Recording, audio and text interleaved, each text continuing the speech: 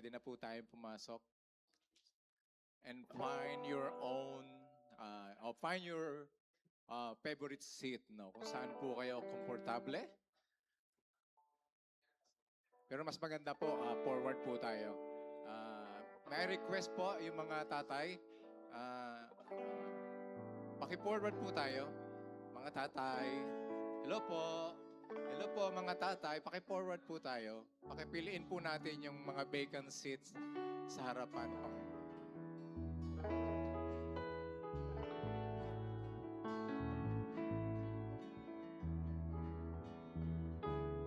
Paki-forward po. Yung mga nato po sa likod, paki-forward po kayo. Ito, marami pa akong bakante rito. Dito po, ito po, sa side na to. Para ho magandang tingnan. Ayan. Para po yung mga latecomers, they can sit at the back.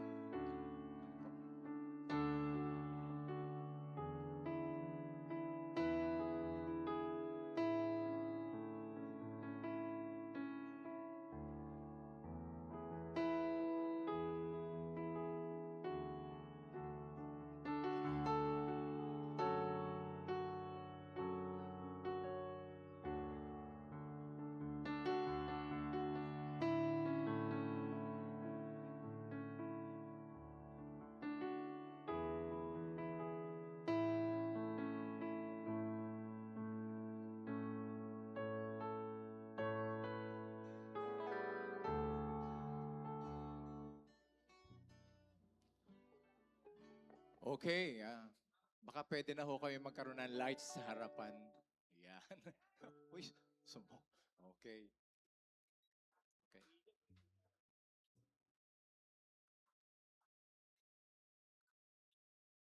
Okay, magandang hapon po sa ating lahat. Ayun, praise the Lord. Nakita ko na ang inyong mga gwapong muka. Ayan. Masarap pagbatihan pag naka-lights on po. Okay po. Sige po, tayo pong lahat ay tumayo. Ayan, tayo po tayong lahat. At let us greet one another with Happy Men's Fellowship. Let us greet one another.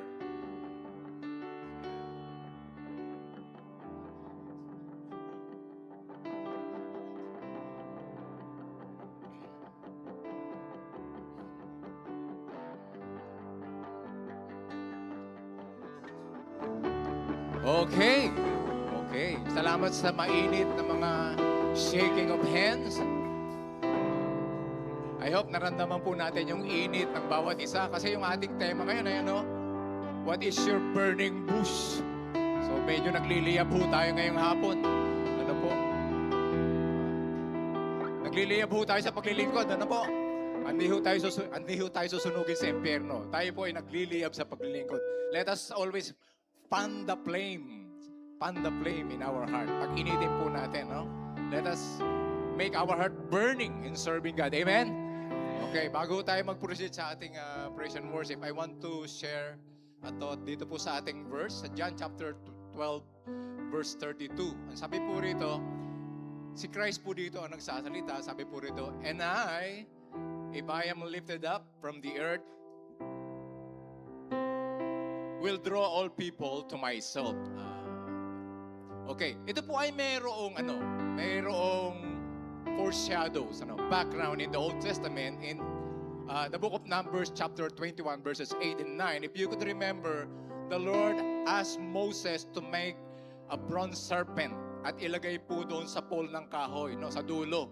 At sabi doon, everyone who were beaten by the snake at titingin po doon sa bronze snake, hindi po sila mamamatay. So yung pagtataas po ni Moses ng bronze snake, Moses lifted up the bronze snake.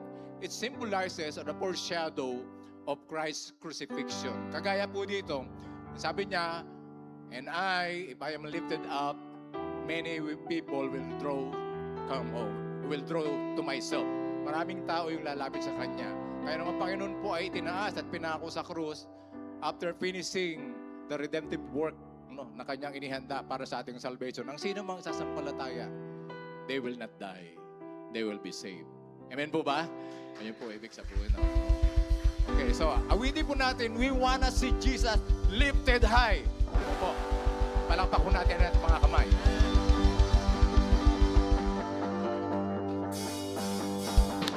We wanna see, we wanna see, we wanna see Jesus lifted high. We wanna see, we wanna see, we wanna see Jesus lifted high. Let us clap our hands joyfully for the Lord.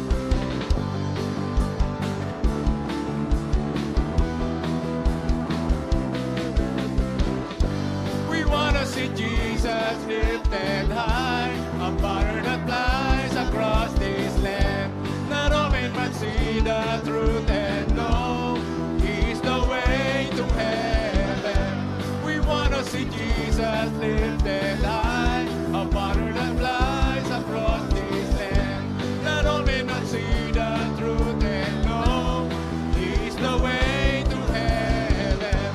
We wanna see, we wanna see, we wanna see Jesus lifted high. We wanna see, we wanna see, we wanna see Jesus lifted high. We wanna see Jesus lifted high, a banner that flies across this land. Not all men must see the truth and know He's the way to heaven. We wanna see Jesus lifted high, a banner that flies across this land. Not all men must see the truth and know He's the way to heaven. We wanna see, we wanna see, we wanna see Jesus lifted high. We wanna see, we wanna see, we wanna see Jesus lifted high. Step by step we're moving forward, little by little taking ground. Every prayer a powerful weapon, strongholds down, tumbling and down and down and down and down. We wanna see Jesus lifted high, banner that flies across this land. That all men might see the truth and know He's the way to heaven. We wanna see Jesus lifted high, a banner that flies across this land. That all men might see the truth and know He's the way to heaven. We wanna see Jesus, we wanna see Jesus, we wanna see Jesus lifted high. We wanna see Jesus, we wanna see Jesus, we wanna see Jesus lifted high. Step by step we're moving forward, little by little taking ground.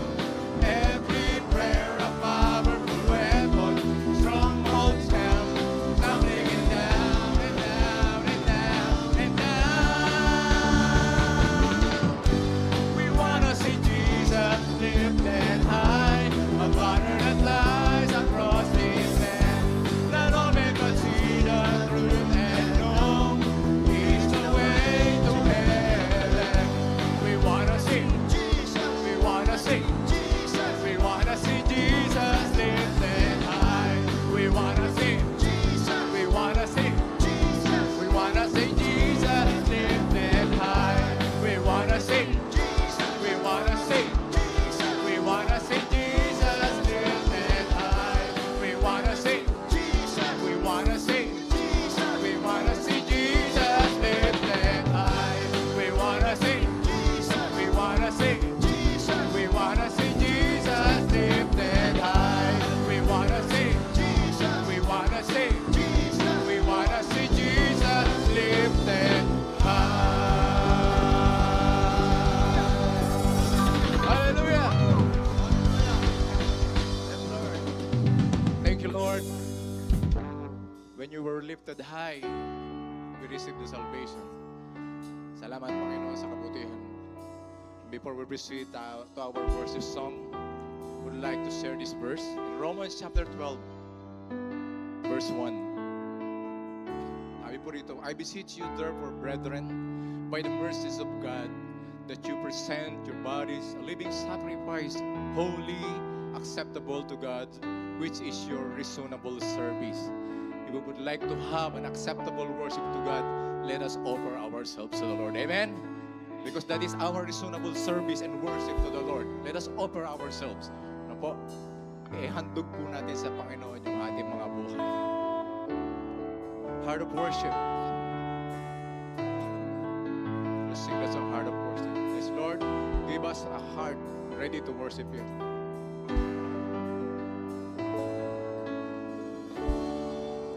When the music fades, all is stripped away, and I simply come,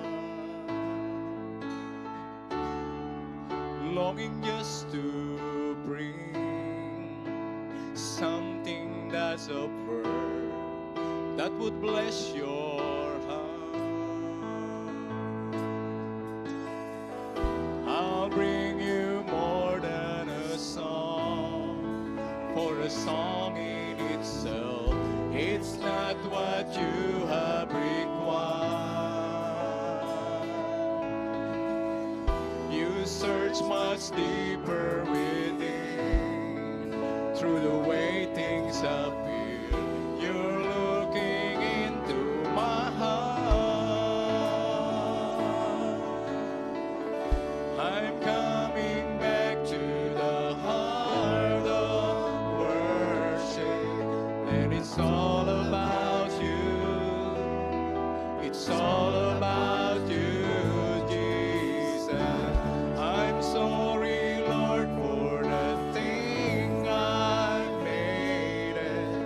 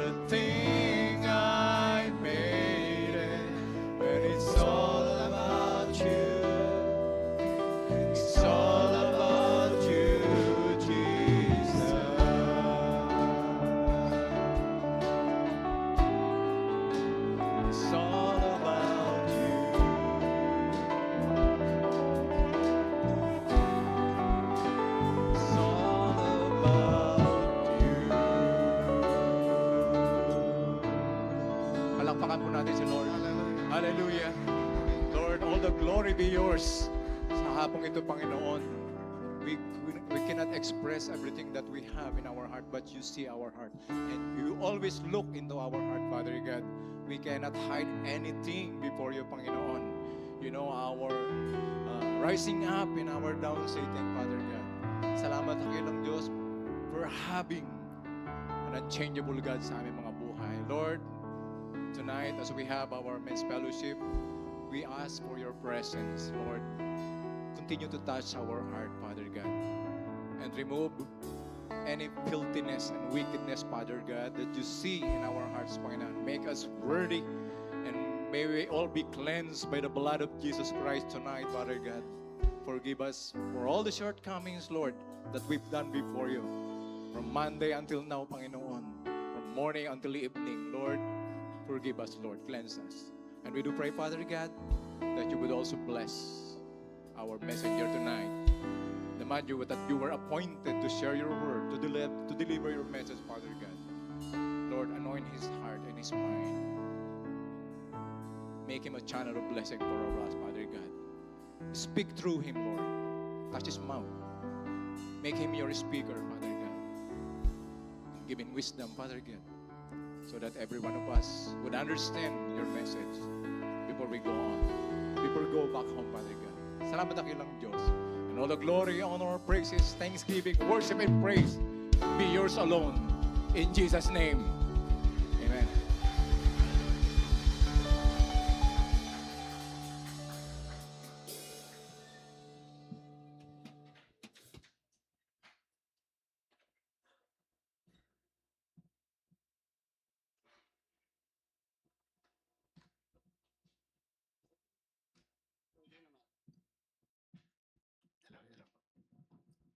Ayan, isang magandang hapon po sa inyong lahat, mga kapatid.